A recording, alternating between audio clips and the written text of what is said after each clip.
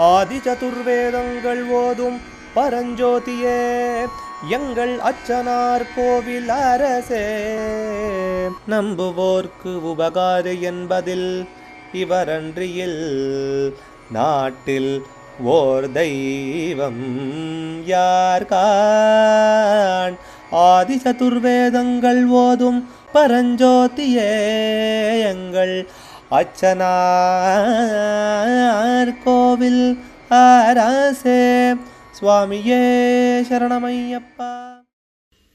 அச்சங்கோயில் அரசே சரணமையப்பா. பகவானுடைய 130வது திருப்பெயர் நாமா தனூத்தமாய நமஹா. உத்தம திருமேனியோனுக்கு நமஸ்காரம். உத்தமமான அங்கலட்சணங்கள் அமையப்பெற்று உத்தமமான வஸ்திரம், ஆபரணம், வாசனை பூச்சு இதெல்லாம் அணியப்பெற்ற திருமேனி உடையவன், அவனுக்கு நமஸ்காரம். இதுக்கு இன்னொரு அர்த்தம், சிறிய காணிக்கையானாலும் பெரிதாக கொள்வோனுக்கு நமஸ்காரம்.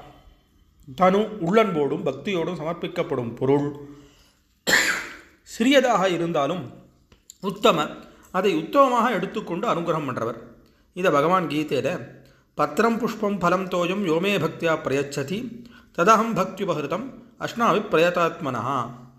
தளிரோ பூவோ பழமோ அல்லது ஜலமோ எதுவானாலும் பக்தியுடன் பலனை எதிர்பார்க்காமல் தனக்கு அர்ப்பணம் செய்தால் அதை நான் பிரியத்துடன் பெரிதாக கருதி ஏற்றுக்கொள்கிறேன்னு பகவான் கீதையில் சொல்கிறார்.